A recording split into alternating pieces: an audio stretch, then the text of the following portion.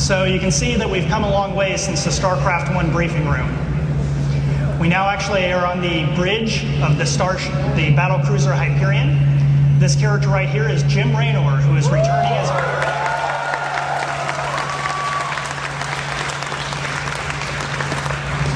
So Jim Raynor is going to be the central hero and character for the Terran campaign. And Jim's kind of fallen on a bit of hard times since the events of Brood War.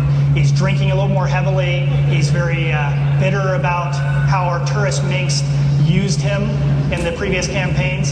And he's kind of leading a mercenary/freedom fighter group against the Dominion itself. But they don't have a lot of money. So really one of the things you're going to be doing in the Terran campaign is trying to acquire money to be able to outfit your battle fleet and continue in future missions. So you can see like this space here is kind of a room that has a bunch of different things you can click on. We have different characters. This character over here, his name is Tychus Finley. Feels like old times already. Tychus is the Marine that you would have seen in the Starcraft 2 trailer that we showed earlier in the opening ceremonies. So you can see that we actually have added dialogue trees to the game. So now as a player, you can kind of decide what you want to ask the characters and interact with them a little more directly than you could in the briefing room. Something on your mind, Tychus? Just wondering what your next move is. Seems you like tangling with the Dominion a little more than you should. Manx is a vicious titan, and he needs taken down. And you're just the man to do it, huh? You sure have changed, Jimmy. Never thought I'd see the day. So all these characters are actually in the game engine itself, and we're getting a lot of help from our Blizzard film department, who do all of our pre-rendered cinematics. So you can see that the models and the characters are much more detailed than, let's say, the characters you might see in the top-down part of the game. Just try not to break anything, Tychus. This character over here is Jim Raynor's kind of second-in-command, Matt Horner. Yes, sir. So Horner is the character you're going to go to and really learn a lot more about your missions. So a lot of what you can talk to him here is about the mission that you had just done previously, because we're really kind of jumping in this demonstration right in the middle of the Terran campaign itself. So if I click on this option, we can talk a little more about the last mission itself and an artifact that we acquired. So when do we get paid for retrieving that artifact? The Mobius Foundation just sent us new rendezvous coordinates.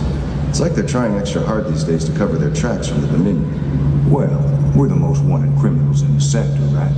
If I was them, I wouldn't want to advertise our little partnership either. Good point.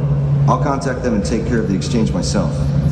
We need some better firepower. You should head down to the armory and spend some of that cash we just made. Take it easy, man.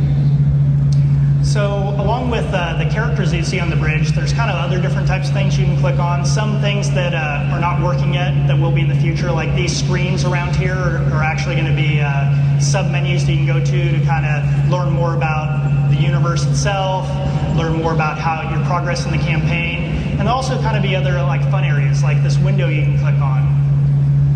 So you can kind of get more of a cinematic view of where the Hyperion is right now, what planet it's orbiting. And the bridge isn't the only location that you can go to on the Hyperion, so we're going to go to another location.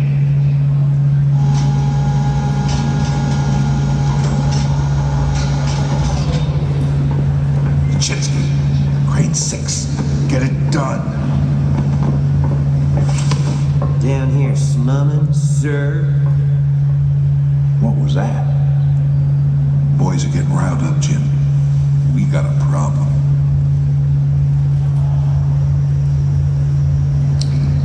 So this is Raynor's chief engineer, Swan. So he's a character that whenever you come down to the armory, you can kind of talk to about technology, about units, and also that was an example of an in-game cutscene that has a subplot that's happening on the Hyperion that you can interact with. So we're going to ask Swan a little more about why that engineer bumped into us. So what's the problem? Crew ain't been paid in 3 months, Jim. They're overworked and understaffed. Some are set to mutiny if things don't get better soon. Look, Swan, I get it. But that artifact we just picked up from Marsara's gonna solve everything. I've heard that before, brother. It's different this time. Yeah, I heard that one too. So one of the goals with this part of the single-player campaign is really giving you a lot more story. And there's going to be main storylines, there's going to be subplots, and it's really up to you as a player to decide how much you want to interact with. You know, you can choose to interact mainly with the main storyline, or you can choose to start interacting much more with a lot of these different subplots. So this room, like the bridge, has multiple things that you can kind of interact with. Like this back here is the simulator, where you'll actually be able to kind of test out different units and play with them. We have kind of fun stuff like we do on the bridge, like this crane up here that you can just play around with to interact with the space. But the central part of this space to interact with is the technology console. Armory console initiated, displaying all purchasable units and upgrades.